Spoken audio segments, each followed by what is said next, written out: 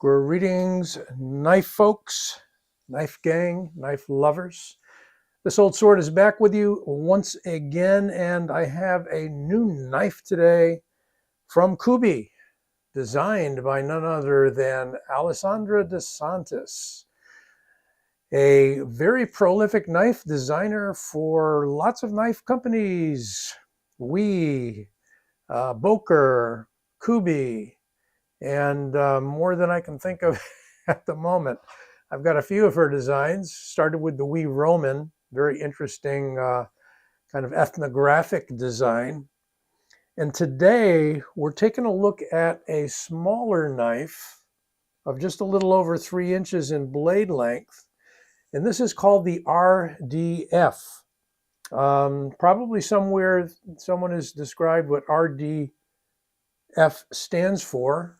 I'm thinking of a rapid deploy something or other. Or I'm sure Alessandra will see the video and she will tell me what the acronym RDF stands for. At any rate, it is a button lock and comes in a few different flavors. This one happens to be a nice tan G10. And these are only coming in around, I think, 50 bucks. I'll give you the links. Got this one from White Mountain. Thank you, Justin, up there at White Mountain. Always fast delivery and a wide variety of blades available at White Mountain Knives. So deep carry, you can see, and I won't frustrate anybody further. There is the blade. I'm supposed to show the blade right away for that instant gratification. All right. Pulling a lot of people's legs there because it's been out recently that some of us take too long to open the knife. Well, the thing is, you'll get plenty of looks at the knife with the blade open, and there's always the thumbnail. So it's by Kubey, as you can see. Got a big thumb slot there, as well as a flipper tab.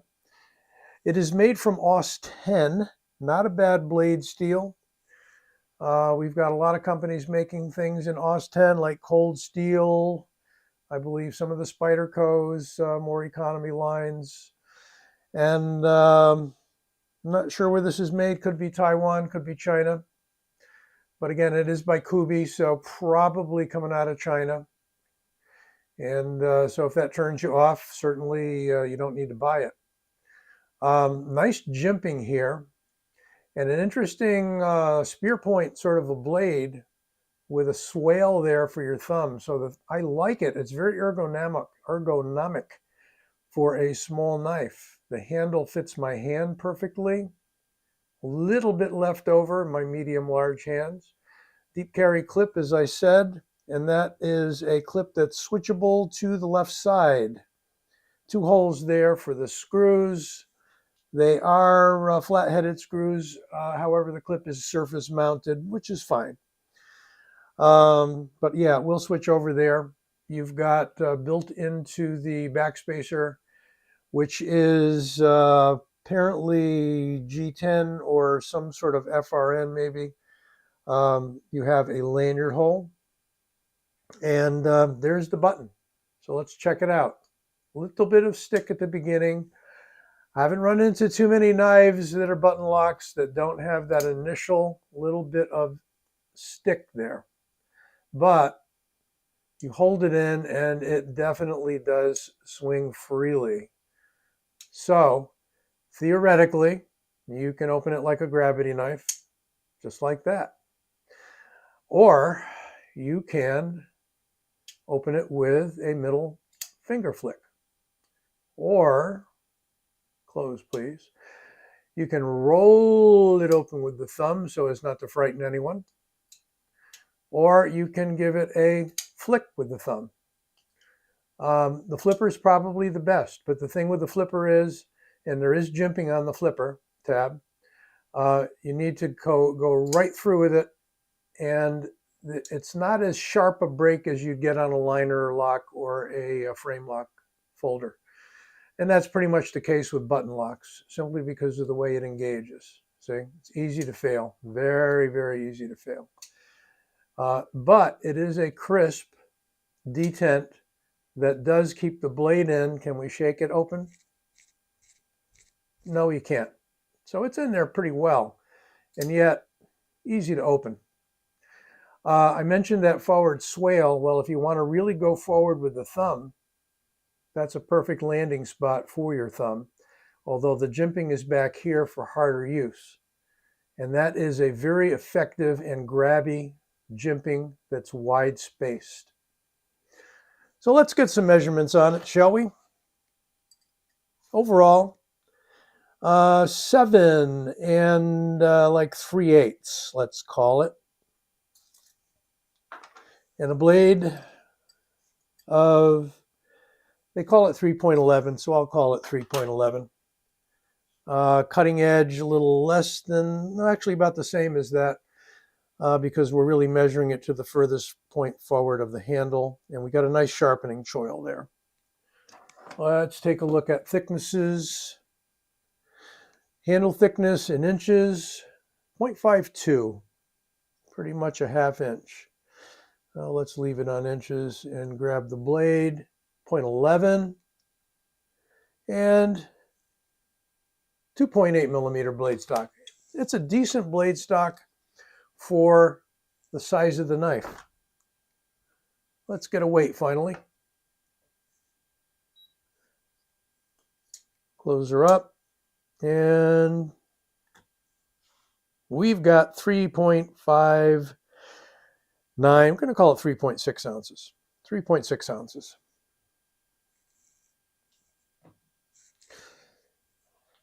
Taking a look at it next to the Beglighter 2 button lock by Kaiser. There you go. Overall length of the Kaiser is close to an inch longer, maybe 3/4 of an inch longer, with a blade of about not quite a ½ inch longer. And I always say I like the Kaisers because they do a great job with their button locks. No stick, 0 stick, and the action is just really, really good. This could break in. It's just a little bit on the tight side. And then we have the Cogent, which was one of the first run of commercial production button locks. This is from Civivi.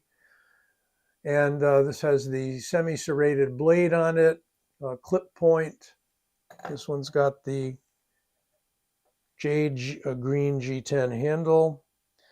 And this is just a little closer to the size of the RDF, maybe 3/4 of an inch longer, with a blade length of about not quite a ½ inch longer. It's a little stick on this one.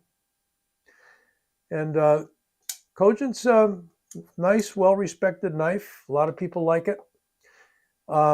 Personal preference for me, I really do love the Beglighter, especially that long run of jimping. Very useful tip. Fancy handle. This was exclusive from White Mountain, I believe, with that particular color. But interesting blade shape on this RDF from Kubey. And Kubey always gives you great prices. I mean, can't recall exactly, but I think we're talking right in the $45 to $50 price range. Excellent design. Most of Alesandra's designs are tactical oriented, and this is no different. It's set up to be a small, useful tactical knife. And let's put it up against a well-known knife, Griptilian by Benchmade. And that's a good inch longer overall. And a blade about ½ inch longer. That's an axis lock, obviously. And if you must, here is the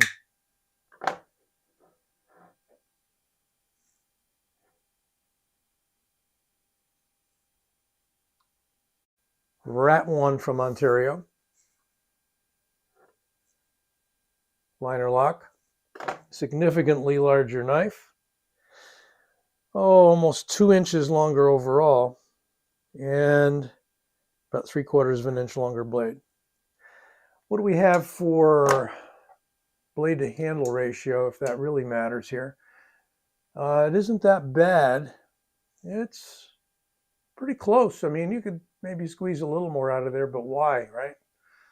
You don't want that point coming too close to the pommel because you can snag your finger on it. It is ergonomically a very friendly handle. You can hold it easily this way, cap the pommel for your point down, edge out. Edge in, not really that comfortable. If you had to, you could. You can hold it this way for your draw cuts. I would say all around useful EDC knife. The Kubey RDF comes on the heels of a couple other new knives that Alesandra has come out with. Her karambit that Boker came out with. The wasn't the hex, was the and I did a review on it too. Don't have it nearby, but that, and she came out with an interesting fixed blade that I think either Kubey or Boker has produced. Very skeletonized, thin, concealable fixed blades. Those have a hex ring on them. So that's the direction she's going with her ring knives, is to make the, I think it's either hexagonal or it's more maybe octagonal. Oh, and the karambit I was thinking of is called the Hell, H-E-L. And she likes to name her knives after gods and mythological creatures. This one, RDF, I don't think is, but again, I stand to be corrected. Hope you enjoyed this review of the Kubey RDF, and don't forget to stay tuned for some more reviews coming soon. And subscribe if you haven't. Be well.